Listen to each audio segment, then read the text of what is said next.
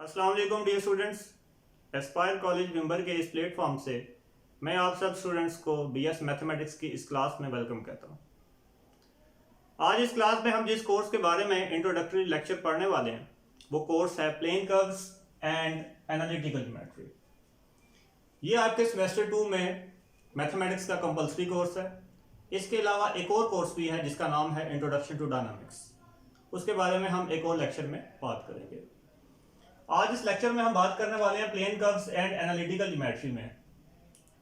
आपके इस कोर्स में टोटल 3 चैप्टर्स हैं, जिनमें चैप्टर नंबर 1 है plane analytical geometry, application of integration and introduction to analytical geometry. हम ये कोशिश करेंगे कि मिड टर्म से पहले प्लेन एनालिटिकल ज्योमेट्री और एप्लीकेशन ऑफ इंटीग्रेशन को पढ़ लें और फाइनल टर्म के लिए आपके पास सिर्फ एक चैप्टर बचेगा which is introduction to analytical geometry. और फिर आपके पास कम से कम इतना टाइम जरूर होगा कि आप इन तीनों चैप्टर्स को एक बार रिवाइज कर सकें। तो सबसे पहले हम चैप्टर शुरू करेंगे प्लेन एनालिटिकल ज्योमेट्री, और इस कोर्स को कवर करने के लिए हम जो किताब यूज करेंगे वो किताब है थॉमस कैलकुलस एडिशन 11। इसके अलावा हम कुछ टॉपिक्स एंटन की किताब से भी लेंगे, तो आपके पास ये दोनों बुक्स मौजूद होना जरूरी है। इससे प्रीवियस सेमेस्टर में आपने कैलकुलस 1 पढ़ा था, तो मुझे उम्मीद है कि आपने कैलकुलस 1 पढ़ने के दौरान थॉमस कैलकुलस का भी मताला जरूर किया होगा। तो प्लेन एनालिटिकल ज्योमेट्री के बारे में अगर हम बात करें तो इसमें हम टोटल 6 टॉपिक्स को कवर करने वाले हैं, जिनमें सबसे पहला टॉपिक है conic sections and quadratic equations. जी तो स्टूडेंट्स, कॉनिक सेक्शन का इससे पहले आपको मालूम है, आपने इंटर चैप्टर नंबर 6 में इसको पढ़ा होगा। तो हम कॉनिक सेक्शन को थोड़ा सा एक्सटेंड करेंगे यहाँ पे और उसकी प्रॉपर्टीज को डिफाइन करेंगे क्वाड्रेटिक इक्वेशंस में। इसका सेकंड टॉपिक है classifying conic section by eccentricity. आपने सेकंड ईयर में एसेंट्रिसिटी को सिर्फ फाइंड करना सीखा था, वहां पे आपने इसको क्लासिफाई नहीं किया था। बट इस कोर्स में हम एसेंट्रिसिटी की बेस पे कॉनिक सेक्शंस को क्लासिफाई करना सीखेंगे। नेक्स्ट हमारे पास टॉपिक है translational and rotation of axis. अब translational and rotation of axis में जैसे कि नाम से ही जाहिर हो रहा है कि एक्सिस वो कौन सा एक्सिस है जिस पे कॉनिक सेक्शंस क्या करेगा, रोटेट करेगा। आपने वो एंगल फाइंड आउट करना होगा इस टॉपिक में। नेक्स्ट हम मूव करते हैं properties of circle, parabola, ellipse, hyperbola. तो इन प्रॉपर्टीज के बारे में आपको ऑलरेडी मालूम भी है कि सर्कल की क्या प्रॉपर्टीज होती हैं, पैराबोला की क्या होती हैं, एलिप्स की क्या होती हैं, हाइपरबोला की क्या होती हैं। बस यहाँ पे उसको थोड़ा सा और ज्यादा एक्सप्लेन किया जाएगा। नेक्स्ट हमारे पास है polar coordinates, conic section in polar coordinates. जी तो स्टूडेंट्स, पोलर कोऑर्डिनेट आपके लिए एक न्यू टॉपिक है, बट इंटर में इसका थोड़ा सा इंट्रोडक्शन है। तो यहाँ पे आप इसे बहुत ही तफसील से पढ़ेंगे कि किस तरह से पोलर कोऑर्डिनेट्स को फाइंड किया जाता है और कॉनिक सेक्शंस को पोलर कोऑर्डिनेट में किस तरह से डिफाइन किया जाएगा।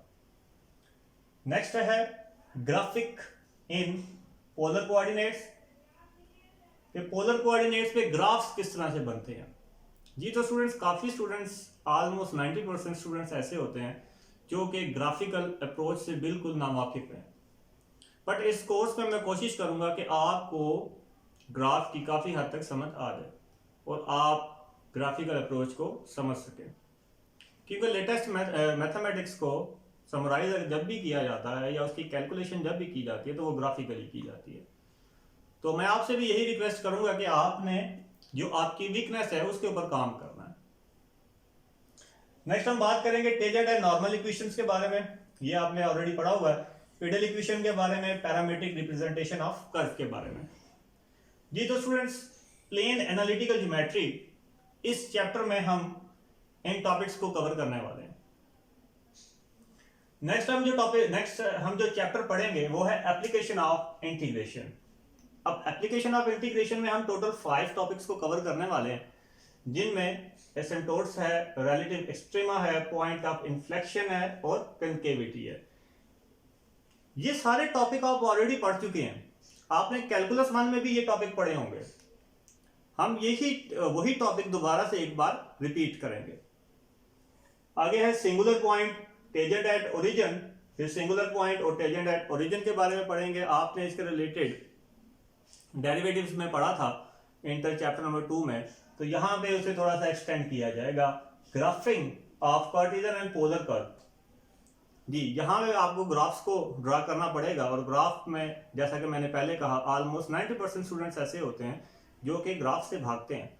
तो यहाँ पे आपको मैं कोशिश करूंगा कि आपको ग्राफ सिखाया जाए।